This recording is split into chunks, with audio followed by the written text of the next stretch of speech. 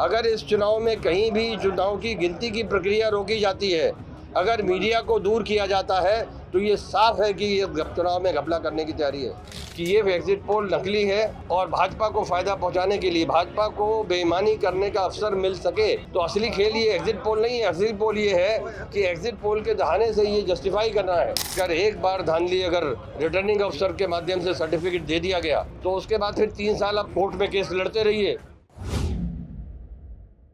लोकसभा चुनाव में वोटों की गिनती से पहले समाजवादी पार्टी ने तीखे तेवर दिखाए हैं। लखनऊ में पार्टी प्रमुख अखिलेश यादव और जिलों में प्रत्याशियों ने प्रेस कॉन्फ्रेंस करके अपने इरादे साफ कर दिए हैं। द लीडर हिंदी ने यूपी की जिला बरेली में सपा प्रत्याशी प्रवीण सिंह एरन की होटल डिप्लोमेट में प्रेस कॉन्फ्रेंस कवर की। पहले आप प्रवीण सिंह एरन को सुनिए कि उन्होंने मोटे तौर पर क्या कहा है। उसके बाद समाजवादी पार्टी की ओर से की गई तैयारियों पर बात करेंगे। यह भी बताएंगे कि प्रशासन के सुरक्षा को लेकर क्या इंतजाम है। लोकतंत्र पे एक के बाद एक हमला हो रहा है और अब तक तो लोकतंत्र की जान जो है, स्वतंत्र और निष्पक्ष चुनाव, उसके ऊपर एक गंभीर हमला दिखाई पड़ रहा है। जब भाजपा ने देखा, बड़े नेताओं ने, मोदी जी ने, अमित शाह जी ने देखा कि उनकी मीटिंगें एक के बाद पब्लिक रैली फेल हो रही हैं, जितने भी गांव-गांव से लोग हैं, खाली कुर्सियों की लाइन लगी हुई है, तो फिर उन्होंने मजबूरी में उन्हें रैली करके, भीड़ करके जगह जो रोड शो करके करना पड़ा। जब उन्होंने मतदान की बात, जो स्थिति उन्हें मिली सूचना से, जो हमें ऐसे जानकारी मिली है कि इंटेलिजेंस ब्यूरो के सूत्रों ने मोदी जी को, अमित शाह जी को और भारतीय जनता पार्टी के दूसरे नेताओं को ये बताया जब कि ये पोलिंग स्टेशन पे ये स्थिति है, तब फिर एक बड़ी साजिश तैयार की गई और एग्जिट पोल का एक वो करा गया कि एग्जिट पोल फर्जी हुआ, बजाय उसके उस फर्जीपन को कि ये एग्जिट पोल नकली है, ये प्रायोजित है और भाजपा को फायदा पहुंचाने के लिए, भाजपा को बेईमानी करने का अवसर मिल सके। तो असली खेल ये एग्जिट पोल नहीं है। असली पोल ये है कि एग्जिट पोल के दहाने से ये जस्टिफाई करना है कि वो जो धांधली करेंगे, क्योंकि आप जानते हैं अगर एक बार धांधली अगर रिटर्निंग अफसर के माध्यम से सर्टिफिकेट दे दिया गया, तो उसके बाद फिर 3 साल आप अप्लाई कोर्ट में केस लड़ते रहिए। तो हम तो माननीय सुप्रीम कोर्ट से भी अनुरोध करेंगे कि इस सारी चुनावी प्रक्रिया के न सिर्फ इसका संज्ञान ले, सो मोटो इसका कॉग्निजेंस लें और कॉग्निजेंस लेने के बाद में इसके संबंध में जो वो उचित समझें, जो वो न्याय के हित में, राष्ट्र के हित में और लोकतंत्र के और संविधान के अनुसार जो प्रदत्त सिद्धांत हैं, जो प्रावधान है, उसके अनुसार वो एक अपना फैसला दें और दिशा निर्देश दें, ताकि ये बेईमानी की जो प्रक्रिया पे तुरंत रोका जा सके। हम ये चाहते हैं कि पब्लिक डोमेन में ये सारी बातें आएँ और चुनाव की जो गिनती का प्रक्रिया है इसको आगे बढ़ाया जाए। जब तक ये निश्चित ना हो जाए और ये जांच के बाद की कोई इस तरह की गड़बड़ी नहीं है, तब चुनाव की प्रक्रिया रुकाई जाए, तुरंत रोका जाए, ये हमारी मांग है।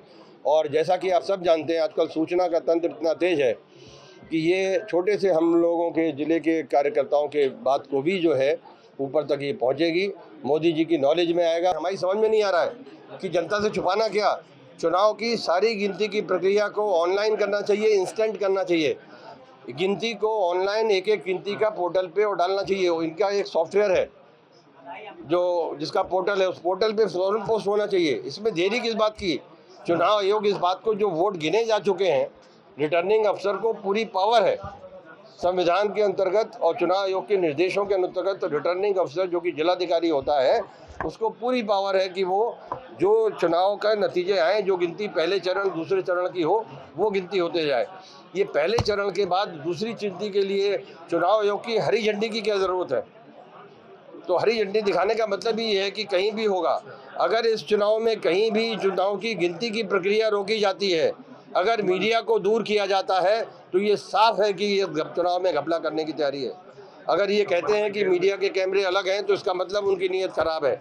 और ईवीएम के लाने की प्रक्रिया का जो है कि सबके सामने, मीडिया के सामने आना चाहिए ना, पब्लिक के सामने आना चाहिए कि ये ईवीएम रखी थी, यहाँ से उठ के ये ईवीएम गिनती में आई। इसमें दिक्कत क्या है?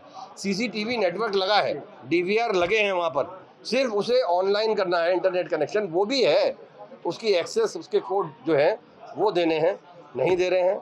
तो इन सब चीज़ों का बहुत भयंकर हमें चिंता है स्थानीय स्तर पे।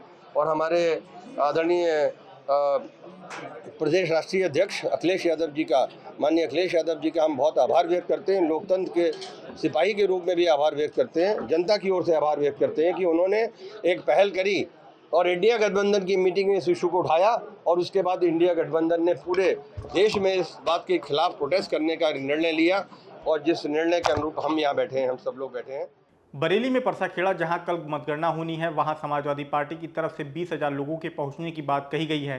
यह कहते हुए कि भाजपा के दबाव में बेईमानी से दिए गए नतीजों के खिलाफ देश भर में पार्टी अध्यक्ष अखिलेश यादव के नेतृत्व में क्रांति का बिगुल बज उठेगा। प्रशासन पर भरोसा भी जताया है कि उसका रवैया ईमानदार है, लेकिन हम उससे संविधान और लोकतंत्र के साथ खड़ा होने की अपेक्षा करते हैं। बहरहाल मंगलवार को सुबह से होने वाली मतगणना काफ़ी अहम हो गई है। जो भी कल होगा, लेकिन समाजवादी पार्टी के तेवर दो दो हाथ करने वाले दिखाई दे रहे हैं। जहां तक प्रशासन का सवाल है तो उसकी तरफ से परसाखेड़ा के मतगणना स्थल और आसपास के इलाकों में कड़े सुरक्षा बंदोबस्त किए गए हैं। रूट डाइवर्जन भी लागू रहेगा।